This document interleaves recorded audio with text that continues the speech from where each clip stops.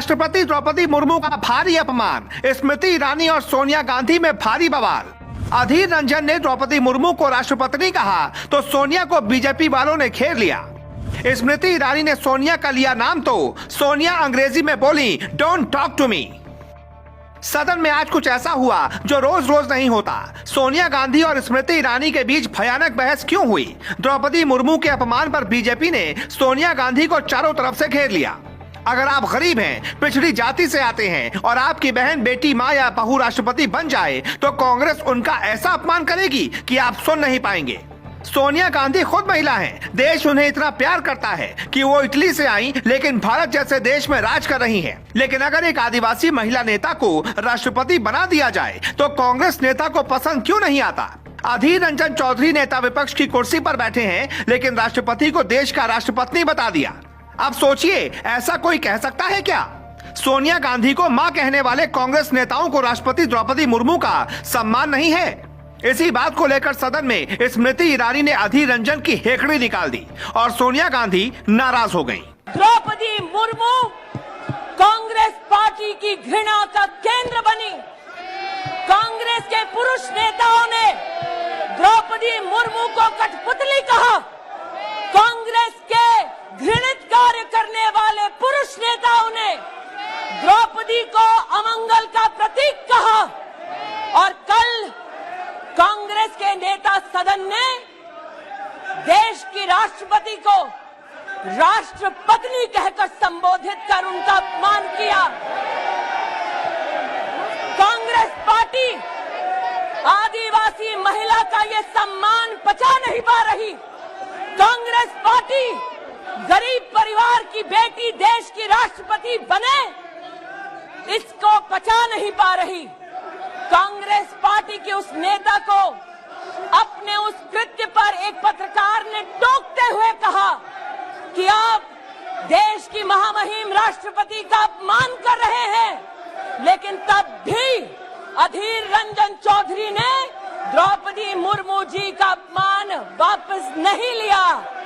आदिवासी विरोधी कांग्रेस, महिला विरोधी कांग्रेस, गरीब विरोधी कांग्रेस अब supreme commander of arm forces का भी अपमान करती है।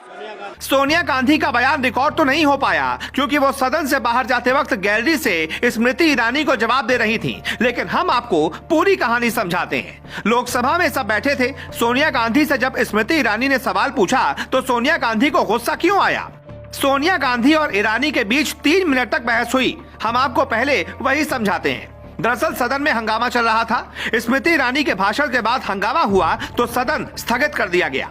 इसी दौरान सोनिया गांधी सदन से निकली तो स्मृति ईरानी सोनिया गांधी के पास पहुंची और पूछा कि आप अधीर रंजन की तरफ से माफी मांगेंगी?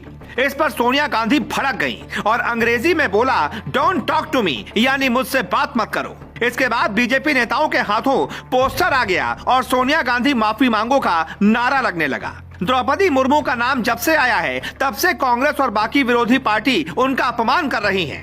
आपको याद होगा, कांग्रेस नेता मणिशंकर अय्यर ने 2014 चुनाव के दौरान मोदी का यह कहते हुए मजाक उड़ाया था कि मोदी चाय बेचता था, वो कांग्रेस कार्यालय के बाहर चाय बेचेगा, वो कभी पीएम नहीं बनेगा।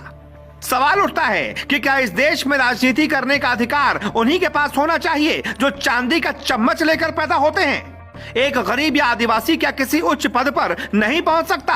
क्या सोनिया गांधी को खुद से सामने आकर माफी नहीं मांगनी चाहिए? भारत में किसी के खिलाफ बयान देना लोकतंत्र की आजादी कहकर टाल दिया जाता है, लेकिन ऐसा हाल बाकी देशों में नहीं है। क्या वही कानून भारत में चाहिए? तभी कांग्रेस नेताओं की अकल ठिकाने आएगी।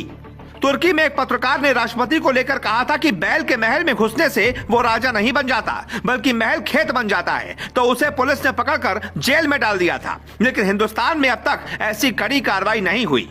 द्रौपदी मुर्मू को राष्ट्रपति कहने वाले अधीर रंजन अक्सर ऐसा बयान देते हैं। वो बंगाली नेता हैं, ममता बनर्जी से प्रेरित रहते हैं और कांग्रेस ने उन्हें विपक्ष का नेता बनाया, लेकिन वो पाकिस्तानी भाषा बोलते हैं। एक बार की बात है, कश्मीर पर सदन में बहस हो रही थी तो अधीर रंजन ने कहा, सुनो, भारत का मामला नहीं है, कश्मीर को अमेरिका सुलझाएगा, और हंगामा पनप गया था।